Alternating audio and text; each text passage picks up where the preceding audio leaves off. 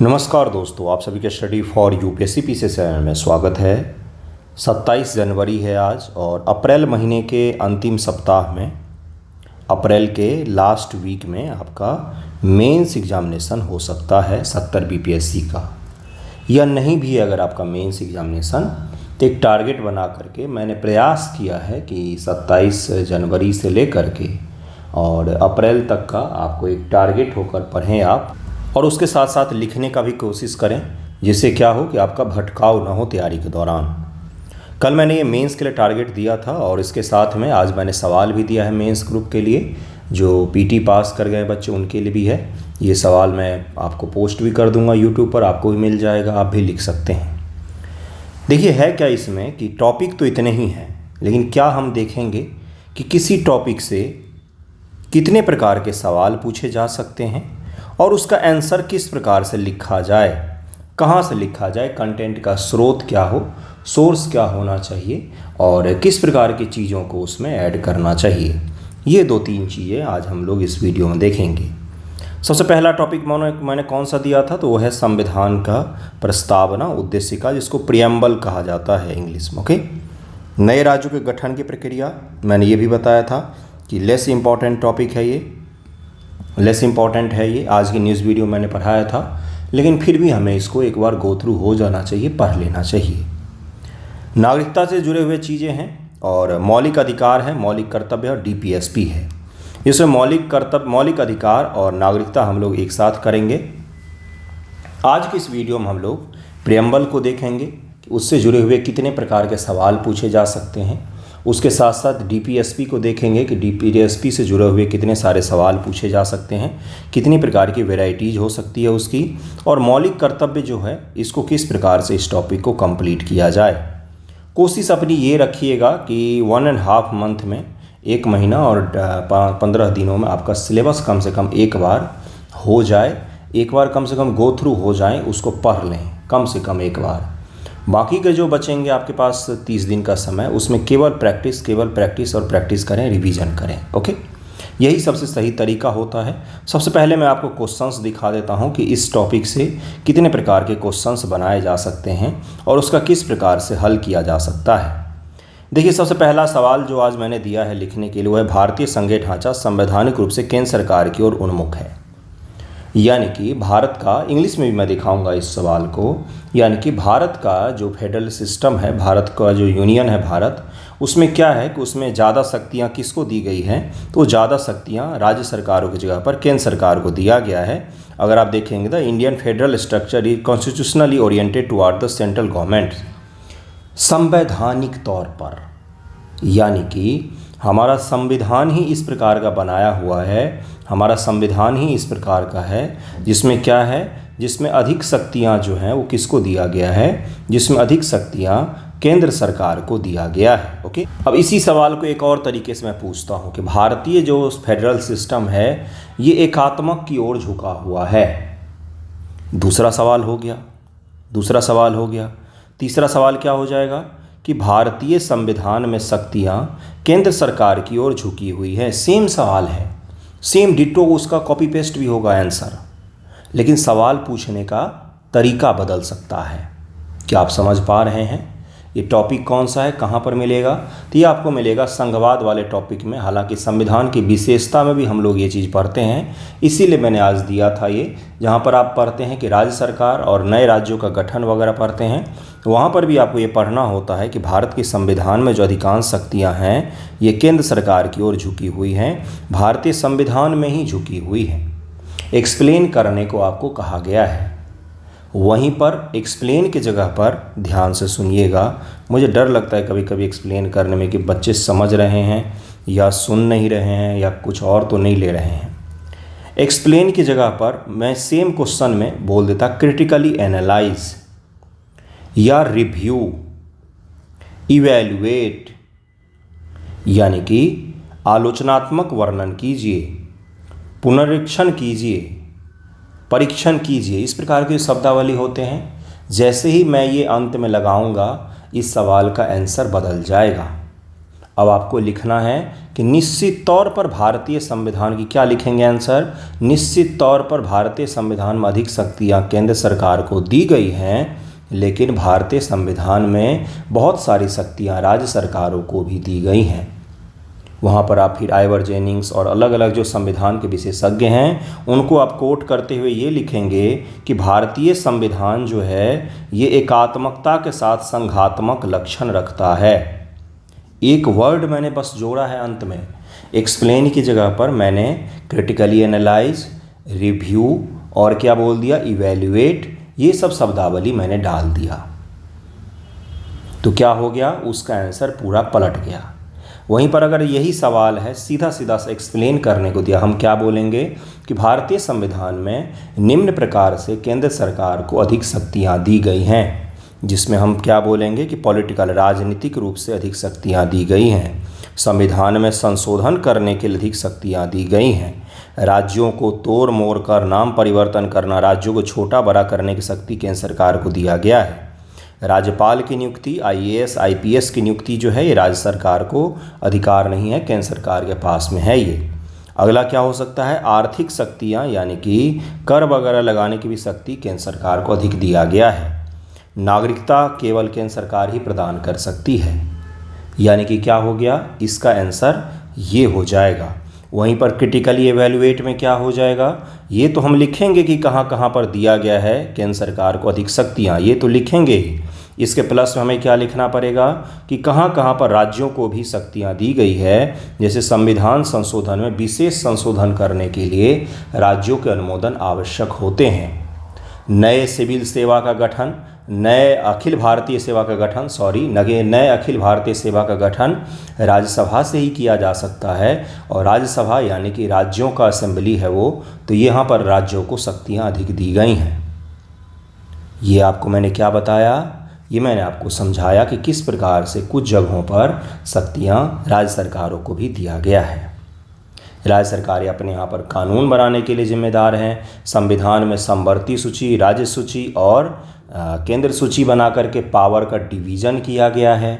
ये सब जब हमसे पूछा जाएगा क्रिटिकली इवैल्यूएट, रिव्यू या फिर इवैल्यूएट या फिर और क्या बोला था मैं, एग्जामिन, ये सारी शब्दावली जब आ जाएगा तो वहाँ पर इसका अर्थ बदल जाएगा, सवाल को अलग तरीके से हैंडल किया जाएगा।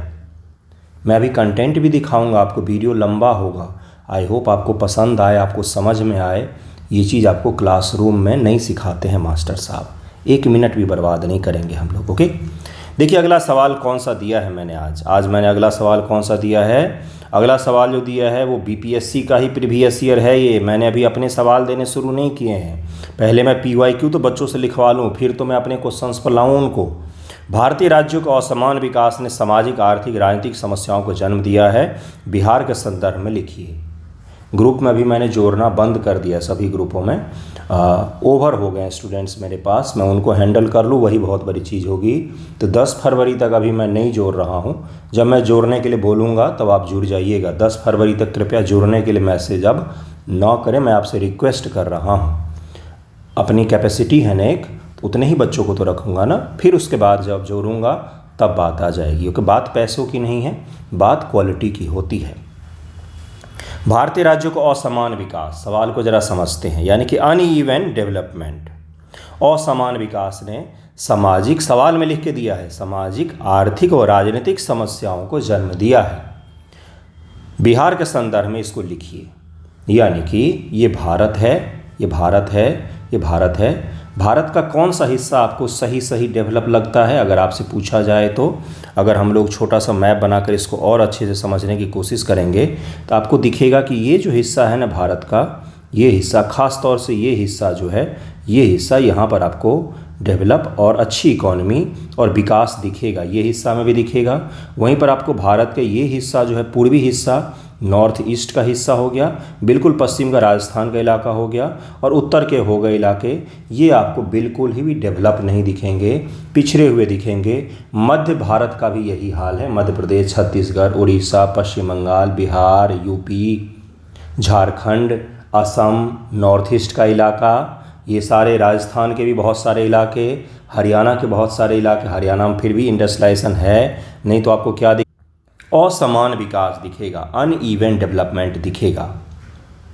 कुछ सवाल ऐसे होते हैं भाइयों बहनों जिसके लिए पढ़ाई की आवश्यकता नहीं पड़ती है, एनालिसिस की आवश्यकता पड़ती है।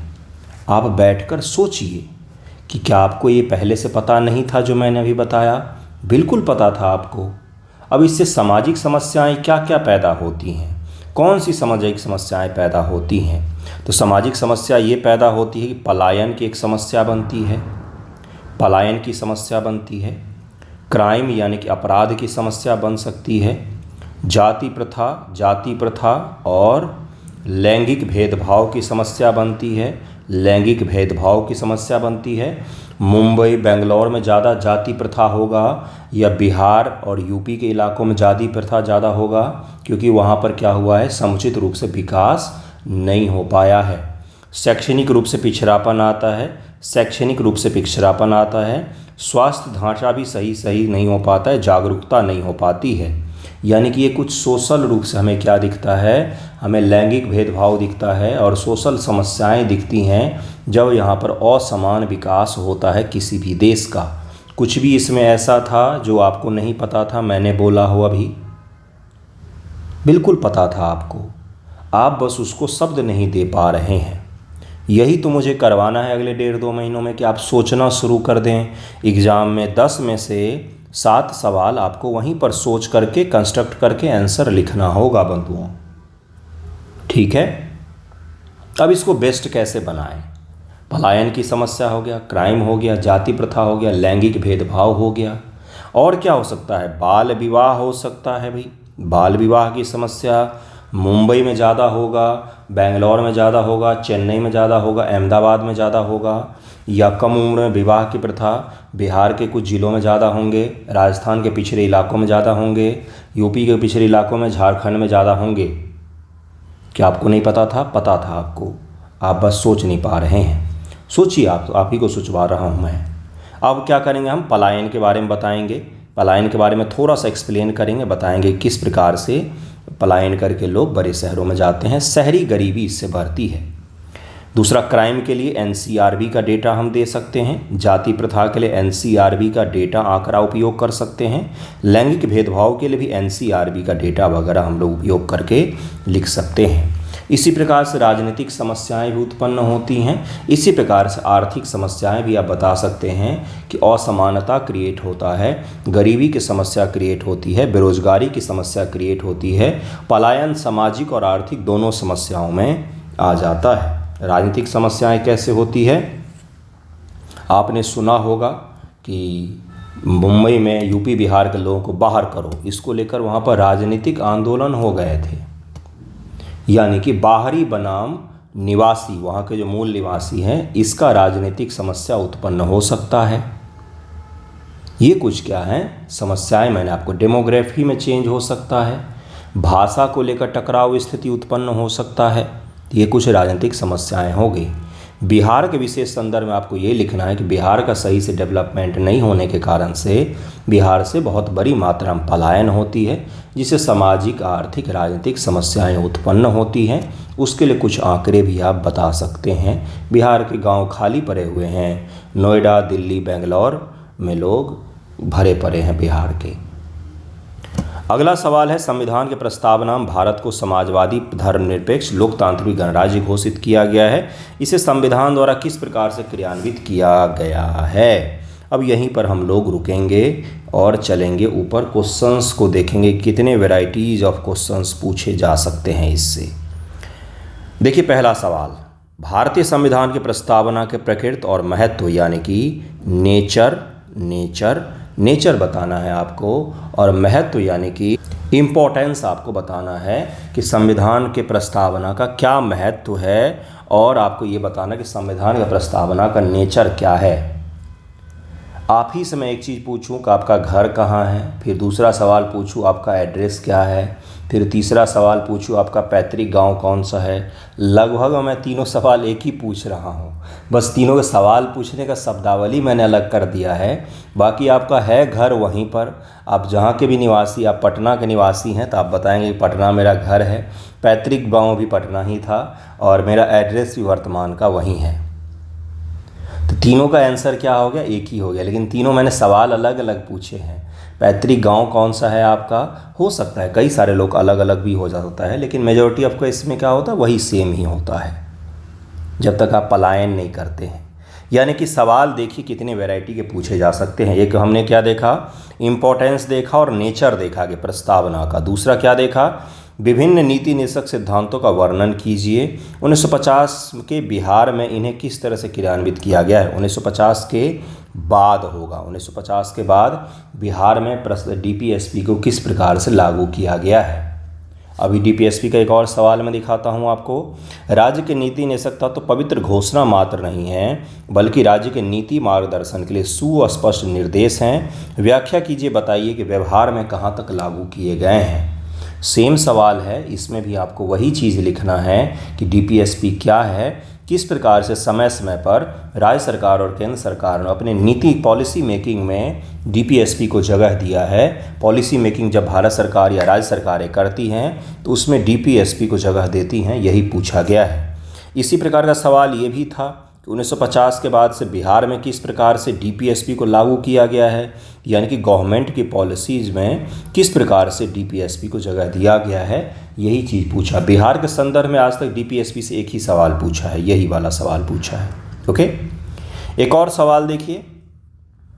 भारतीय संविधान अपनी प्रस्तावना में भारत को एक सामाजिक, धर्मनिरपेक्ष, लोकतांत्रिक गणराज्य घोषित करता है। इस घोषणा को क्रियान्वित करने के लिए कौन से संवैधानिक उपबंध किए गए हैं। यानी कि भारत के संविधान में जो घोषणा है, जैसे आपने घोषणा किया कि इस साल मुझे बीपीएससी क्रैक करना है, आपने अपना एक प्रस्तावना बनाया, इस साल का लक्ष्य बनाया। प्रस्तावना है क्या, दरअसल में लक्ष्य ही तो है। उन चीज़ों को हम संविधान के द्वारा प्राप्त करना चाहते हैं, यही तो लक्ष्य है इस प्रस्तावना। तो आपने लक्ष्य बनाया कि इस बार मुझे पीटी में सारा क्वालिफाई करना है। अब मैं आपके देखूंगा कि लक्षण कर्म आपके कैसे हैं, कि आप पढ़ते हैं कि नहीं पढ़ते हैं, कि बस हवाई बातें की है आपने। तो वही चीज़ है प्रस्तावना। प्रस्तावना में हमने लिखा कि सामाजिक, आर्थिक, राजनीतिक, लोकतांत्रिक, धर्मनिरपेक्ष गणराज्य बनना है। जो भी हमने लिखा है उसमें लक्ष्य, क्या उसको संविधान में पूर्ति भी किया गया है या बस सामने लिखकर छोड़ दिया गया है इसको। हवाई बातें हैं या संविधान में वाकई ये सब चीज़ें एग्जिस्ट करती हैं। सोशल से समाजवादी तत्व एग्जिस्ट करता है क्या संविधान में, धर्मनिरपेक्ष है क्या हमारा संविधान, लोकतांत्रिक गणराज्य है क्या हमारा संविधान। यही चीज़ तो आपसे पूछा जा रहा है।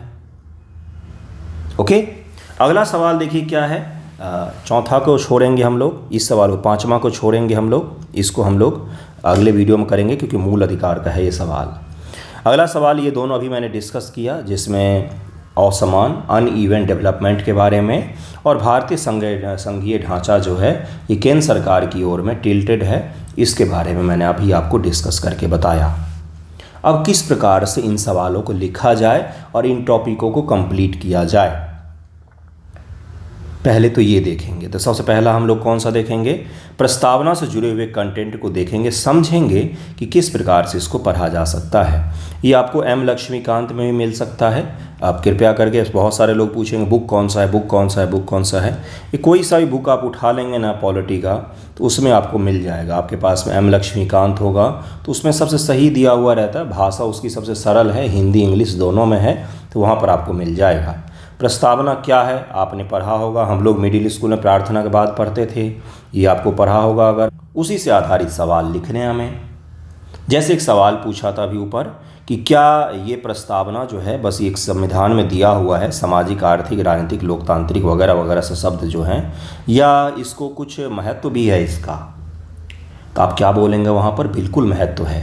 संविधान में समाजवादी तत्वों को लेकर कई सारे चीज़ों को समाहित किया गया है। जैसे समान वेतन की हम लोग बात करते हैं, जैसे आरक्षण की बात करते हैं हम, जैसे हम क्या करते हैं कि भाई संसाधनों का समान रूप से बंटवारा सुनिश्चित हो सके।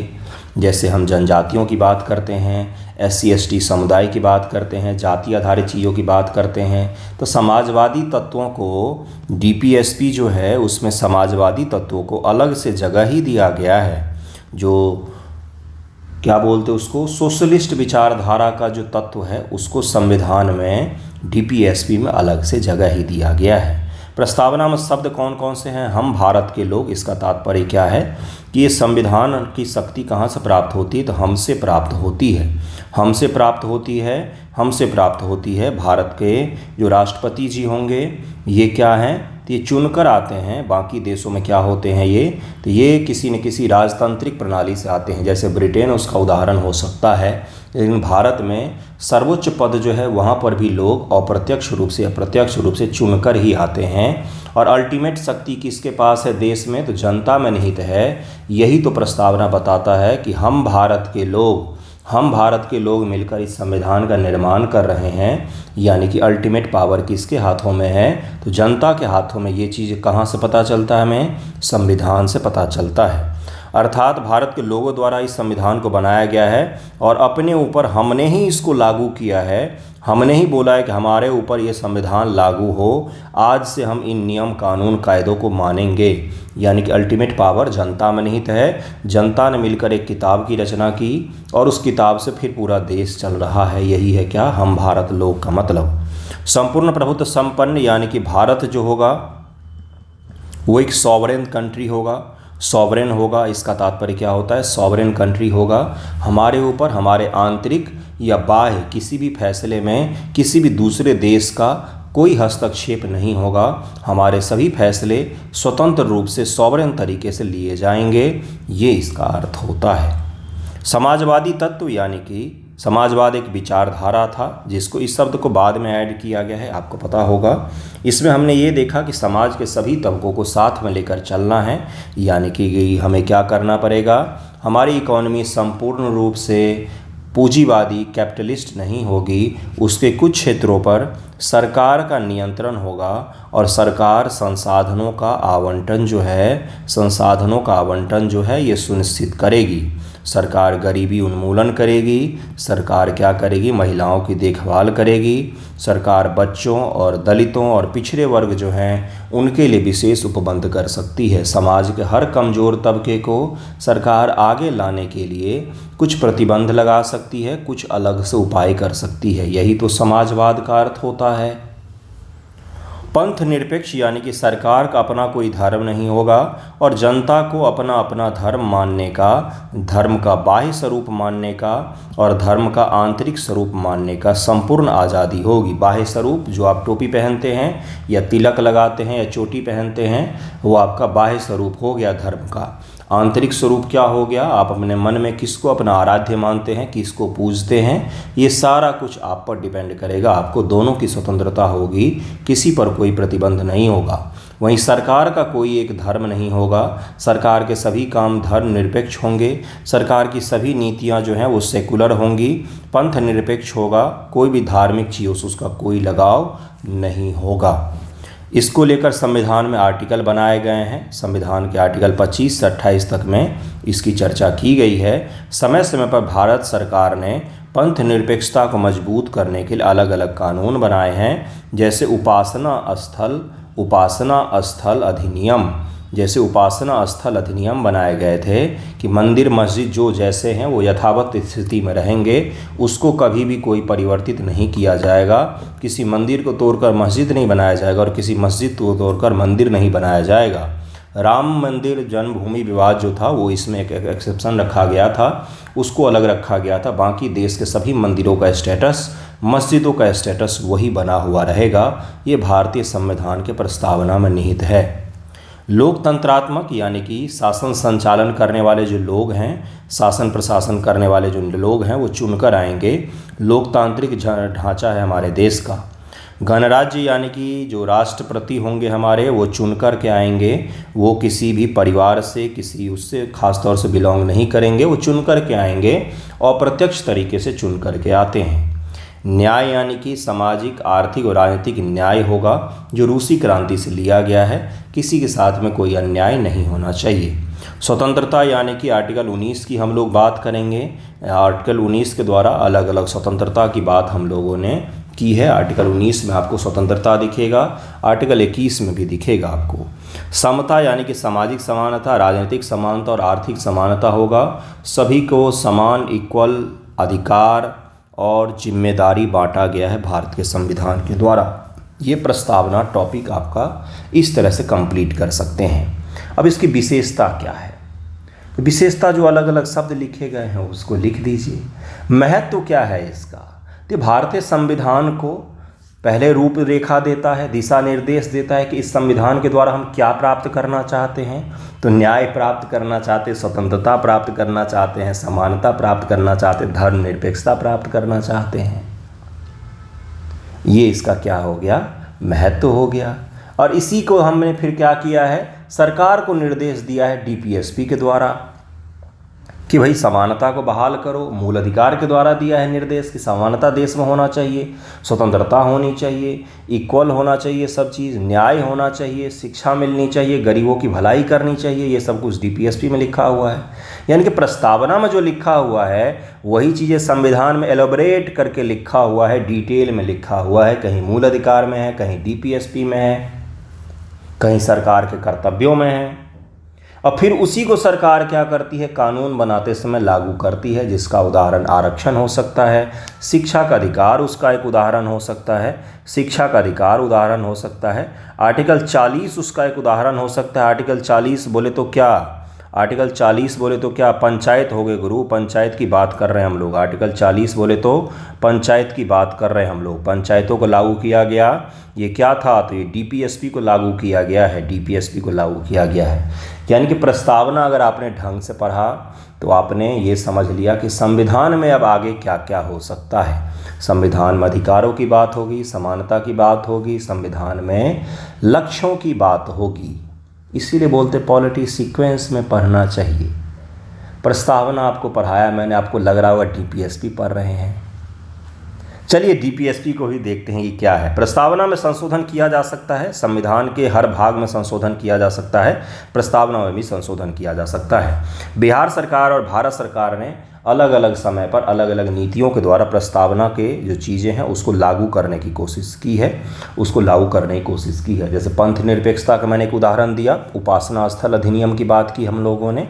ये पंथ निरपेक्ष कानून है, बिल्कुल ही सेकुलर कानून बनाता है हमें। जैसे महिला आरक्षण की हम लोगों ने बात की, समानता की बात हो गई। आर्थिक समानता ईडब्ल्यूएस की हम लोग बात कर सकते हैं। ये अलग अलग नीति निर्माण के द्वारा भारत सरकार जो लोगों को कल्याणकारी योजनाएं बनाती हैं वो सब के सब प्रस्तावना में निहित हो जाएगा। यानी प्रस्तावना की चीज़ें हमें कहाँ पर दिखती है? संविधान में। और संविधान से हमें सरकार के कृत्य जो होते हैं, सरकार जो काम करती है उसमें हमें परिलक्षित होता है, उसमें हमें दिखता है कि किस प्रकार से सरकार अलग अलग चीज़ों को लागू करने की कोशिश कर रही है। अगर हम इसी प्रकार से डीपीएसपी को देखेंगे तो डीपीएसपी में आखिरकार है क्या? संविधान में बोला गया कि सामाजिक, आर्थिक व राजनीतिक न्याय, स्वतंत्रता, समानता, बंधुत्व की भावना पर आधारित है और हमें क्या करना है? आर्थिक लोकतंत्र स्थापित करना है और राजनीतिक लोकतंत्र का लोक कल्याणकारी। प्रस्तावना में हमने पढ़ा डीपीएसपी क्यों है इतना बड़ा। आपसे सवाल पूछता हूँ मैं, आपने नहीं सोचा होगा, मैं आपको सोचने के लिए बोलता हूँ। सोचिए, भारत 200 वर्षों से गुलाम था। उससे पहले भी कोई अच्छी शासन प्रणाली नहीं थी भारत में। मुगलों की शासन प्रणाली थी जो धार्मिक स्तर पर विभाजन करती थी। दिल्ली सल्तनत की शासन प्रणाली थी जिसमें धार्मिक स्तर पर लोगों पर कानून लागू किए जाते थे। भारत में कोई अच्छी शासन प्रणाली दरअसल मगर हम लोग वाकई देखेंगे तो गुप्तों के बाद कभी आई ही नहीं। किसी न किसी रूप में समाज में अधिकारों का हनन होता रहा। समानता जैसी चीज़ें की परिकल्पना भी नहीं की जा सकती थी। हजारों वर्षों की तपस्या के बाद 1947 ईस्वी में जब हम आज़ाद हुए तो भारत के लोगों ने, पूरे भारत के लिए, भारत के सामान्य लोगों को पहली बार ये अधिकार मिला कि अपने लिए नियम कानून कायदे खुद से बना सकें। उससे पहले कोई प्रिविलेज क्लास, कोई सम्राट, कोई शासक, कोई बादशाह, कोई बाहरी तत्व ये हमारे नियम कानून कायदे बनाते रहे हैं। तो जब भारत की जनता बैठी कानून बनाने के लिए, आप वर्षों से भूखे हैं और आप जब खाना खाने बैठेंगे तो आपका मन होगा कि ये भी खाऊं वो भी खाऊं, सारा कुछ एक ही बार में खा लूं। लेकिन ऐसा तो हो नहीं सकता, आप बीमार पड़ जाएंगे। तो फिर संविधान बनाने वालों ने दिमाग लगाया, लोगों को लगा कि हमें सारे अधिकार एक ही बार में दे दो। तो उन्होंने बोला कि रुक जाइए, ध्यान से सुनिएगा मेरी बातों को, जीवन में कभी कोई दिक्कत नहीं होगा। उन्होंने दो चीज़ों को बांट दिया। उन्होंने बोला कि ये आज खा लो, ये सारा कुछ आज खा लो, इसको आने वाले समय में धीरे धीरे खा लेना, भूख ज़्यादा है आपको। डीपीएसपी में वही चीज़ें हैं, वो सारे अधिकार हैं जो भारत की जनता को चाहिए, मिलने चाहिए, उनको समय समय पर उनको चाहिए। सारे अधिकार आज़ादी के बाद से नहीं दिए जा सकते थे, इसलिए बहुत सारे ऐसे चीज़ें जिसको लक्ष्य बना करके छोड़ दिया कि इसको हम आने वाले समय में अपनी जनता को दे देंगे। किसने लक्ष्य बनाया? संविधान ने लक्ष्य बनाया। और संविधान ने जिम्मेदारी किसको दी? राज्य सरकार, केंद्र सरकारों को दी कि भाई साहब ये जो चीज़ें हैं ना, ये भी आपको इनको आने वाले समय में देना है।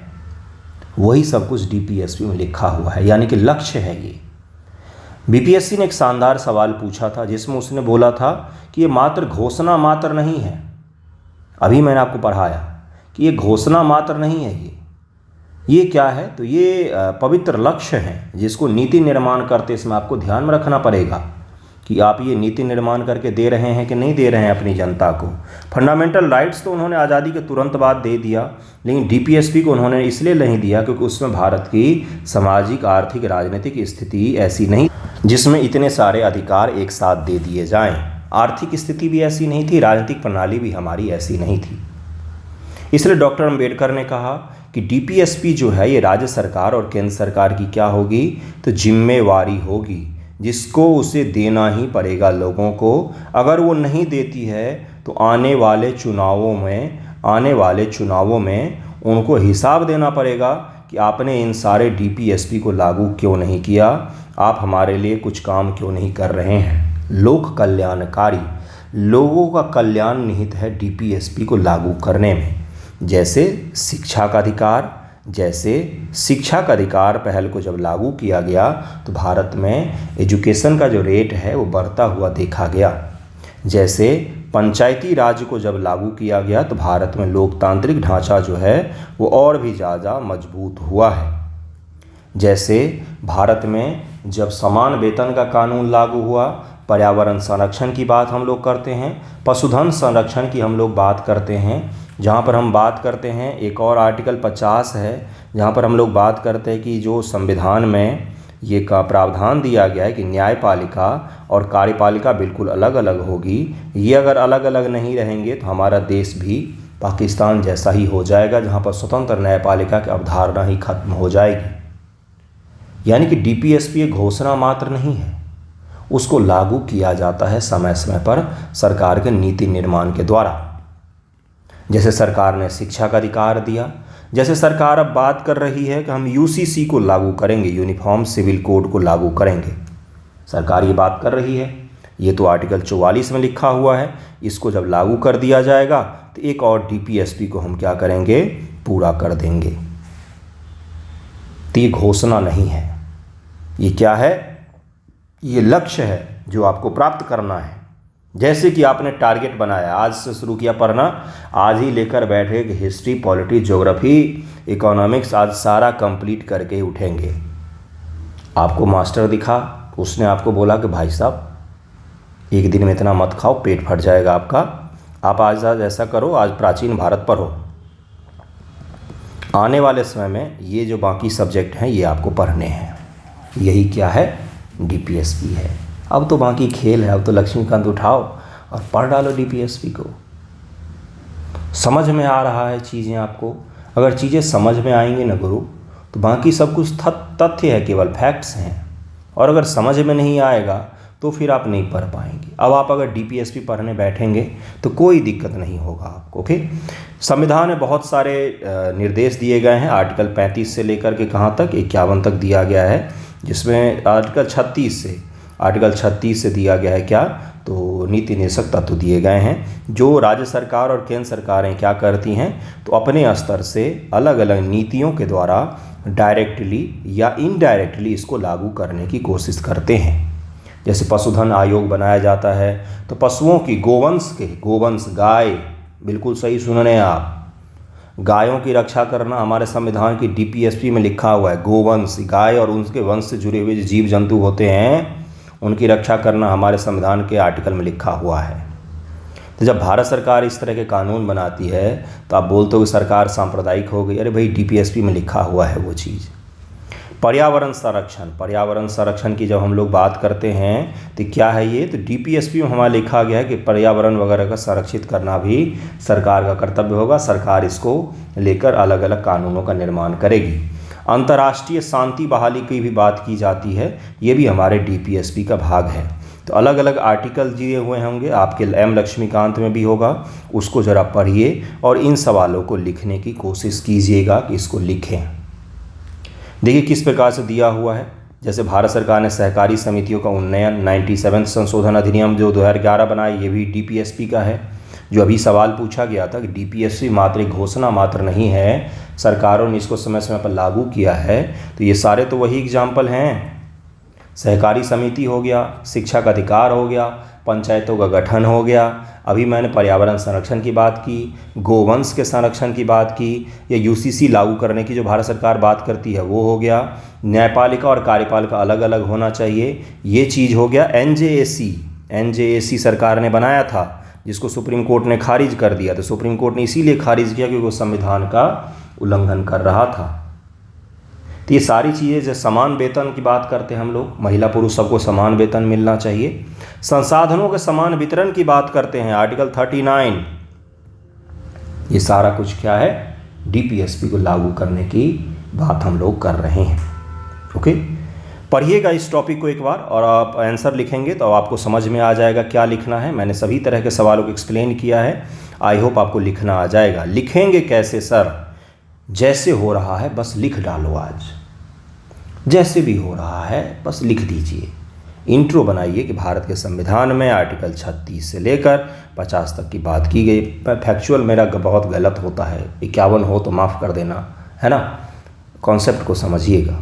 इसमें डीपीएसपी की बात की गई है, नीति निर्देशक सिद्धांतों की बात की गई है जो सरकार को और दिशा प्रदान करने का काम करती है, सरकार को डायरेक्शन दिखाती है किस डायरेक्शन आपको पॉलिसी मेकिंग करनी है। ठीक है, तो आज का वीडियो यहीं पर एंड करते हैं। नागरिकता और मूल अधिकार ये हम लोग नेक्स्ट डे हम लोग डिस्कस करेंगे टारगेट में, और कल आईआर का भी आपका वीडियो आ जाएगा। थैंक यू सो मच आप सभी का। आई होप आपको पसंद आया हो, कुछ तो सीखा होगा आपने।